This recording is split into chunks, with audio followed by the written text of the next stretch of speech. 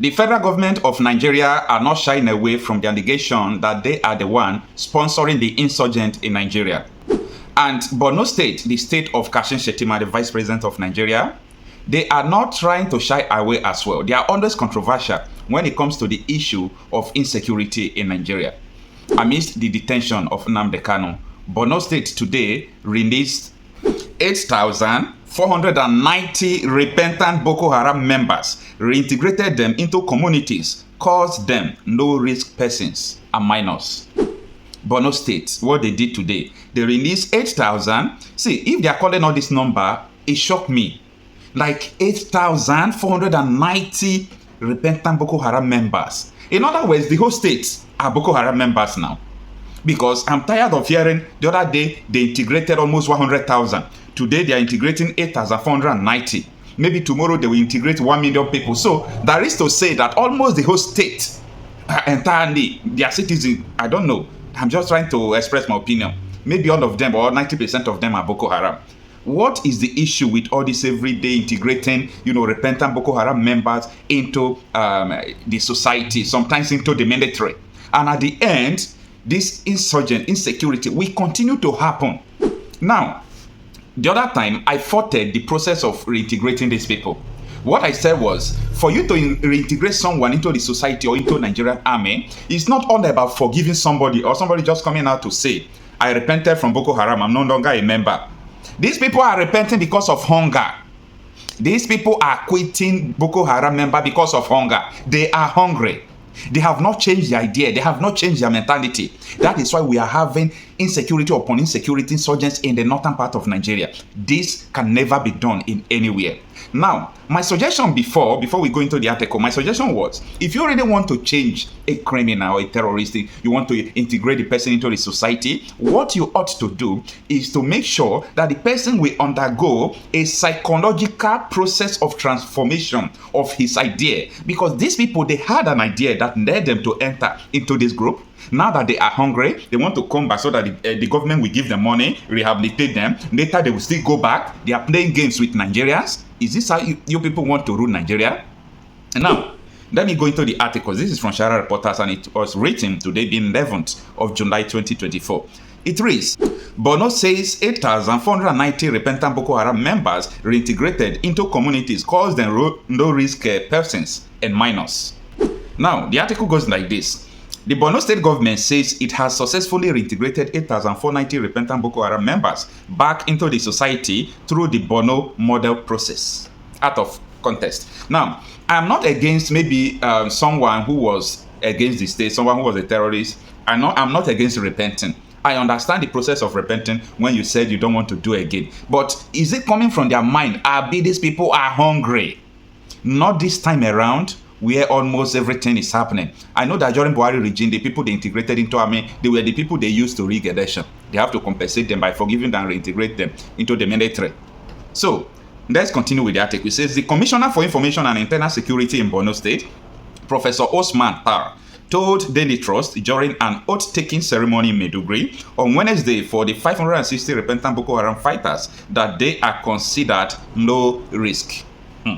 Professor Tar revealed that a total of 8,490 individuals, including the groups of 560, have been reintegrated into their communities after undergoing thorough clearance by military and security agencies, as well as traditional leaders from their respective communities. And I put it to you that the military don't have what it takes to reintegrate, terrorists into the society. Military, they were not trained to do that. These people were not trained to do that. There is a process of reintegrating someone who have a different idea or from the society idea.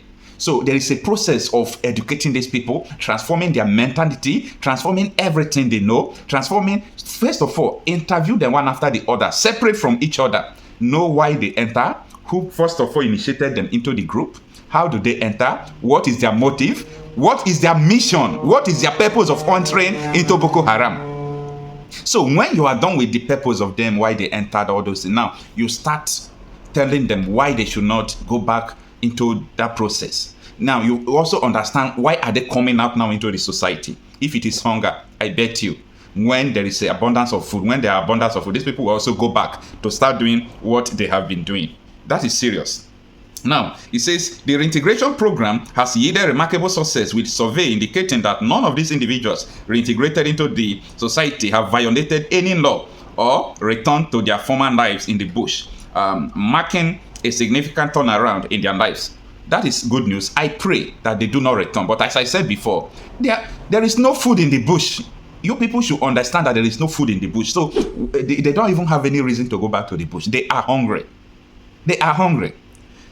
Anyway, the next article continues. For the past 3 years, we established Borno model for mass return of insurgents and those who were trapped in the lines of violence. Today, we are winning out additional 560 returnees who are no risk and minors. They have been trained on phone repairs, mechanics, carpentry, and all sort of trades. That is good.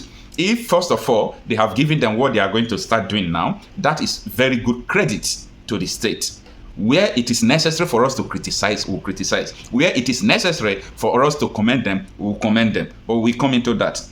So this platform has been very successful. So people should not worry because of few challenges. Office of the National Security Advisor has shown confidence in the process Borno model and are working with other state governors who are exploring ways and means of adopting our Borno model, TAR said.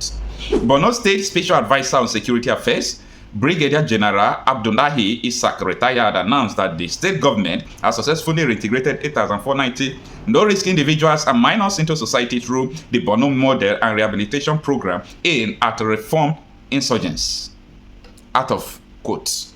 Now, if as they are saying that this is the way things are going, I think there should not be any insecurity in the north. The fact that we have insecurity in the north today is an indication that what these people are doing is not working. It's not working. Do you think that all these people who are repenting, whether they are repenting to become informants, you don't know. You can see people, suicide bombing everywhere because informants are there. You think these people who repented, you give them everything they need without changing their mentality.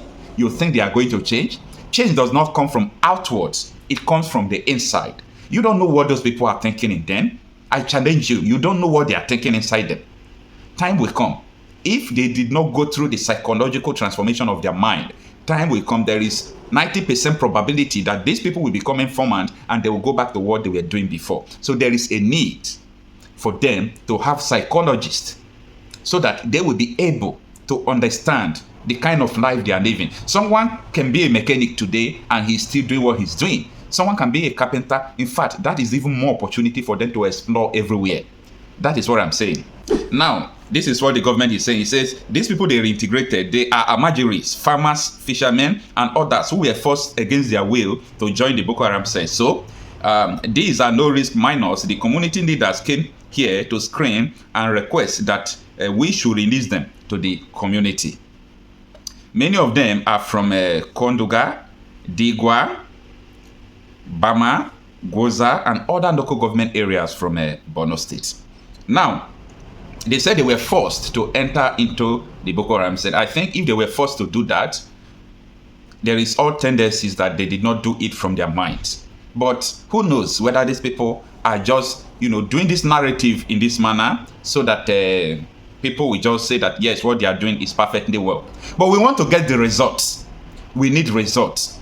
We want, if this is working, let the insurgents reduce, let the insecurity reduce, let it reduce to the barest minimum. Then we'll understand that this model process is actually working. Right, so after this training, they will also receive a starter pack at the end of the program before being returned to their communities that had screened them for the training, he added. That is the end of the article. So I believe that what these people are saying, that let it just be the way they are saying it, because I disagree. I disagree that all these things they are saying is not true. If it is true, you see, these people, they're supposed to now give them information about the Boko Haram.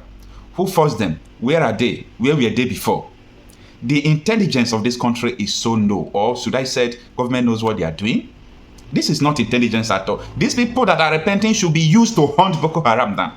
They should be used as informants to the government to tell them the secrets about all these people so that they can get them down.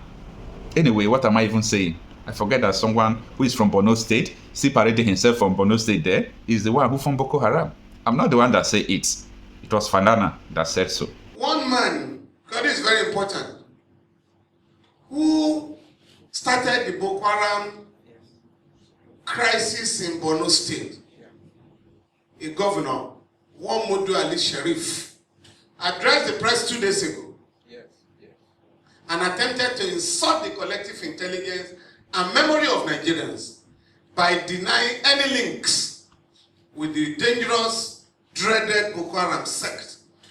I did reply him yesterday, and I'm expecting him to sue me, because he said he wanted to sue an Australian. You don't need to go to Australia. What you are looking for in Sokoto is in the pocket of your Sokoto. I'm ready to join issues with him, because not only did he sponsor that organization by providing funds for them, in 2003, he had a deal with the Bokoharam sect to get him to win the election. And if he won his re-election, he will compensate the organization. When he won that election, he appointed Alhaji Bugu as the Commissioner for Religious Affairs to implement Sharia in that state. When the man attended the first Executive Council meeting, he discovered that they were all talking about contracts and how to steal money. So he went back to the camp, the Bokoharam camp, and said, where you send me to is Gida Barawi, the house of thieves. I can no longer be part of them. So he was asked to resign, and that was how Foy resigned from the government of Mutu Sharif. So to say that you don't know them is the greatest lie. I was just reminded this morning by somebody from Borno State that something was missing in my press statement. That in 2012 October 10, Alhaji Mudu Sharif was arrested in Cameroon on grounds of his Bokoharam connection. But the government here pleaded with the Cameroonian authorities to release him, because he's a big man here, he cannot be arrested. But 2 weeks ago, a special envoy of President Goodluck Jonathan, Reverend Stephen Singh Davis, told the whole world that Alhaji Sharif, the former chief of army staff, Jerika, and some senior officials of the Central Bank of Nigeria have been funding the Bokoharam sect. Up till now, the government has not reacted to this very important information. So when you are looking for the sponsors of Bokoharam, I think we now know where they are. But what is very disturbing is the fact that currently Nigerian soldiers are refusing to fight. A part of Nigeria has been annexed by the Bokoharam sect, and they have named the place the Caliphate Republic. As of this morning, not less than 10,000 Nigerians are in Cameroon as refugees. They've left their homes, and we want to warn both the APC and the PDP, the two ruling parties in Nigeria, dominant parties, to stop politicizing the Bokoharam menace. What is required on the part of all of us is to unite and fight this dangerous phenomenon. But to start pointing accusing fingers because a former member of the APC has now moved to the PDP where he rightly belongs. When he was with you, he was not a Bokoharam sponsor. Now that he has left back, he's gone back to PDP, he has suddenly become a sponsor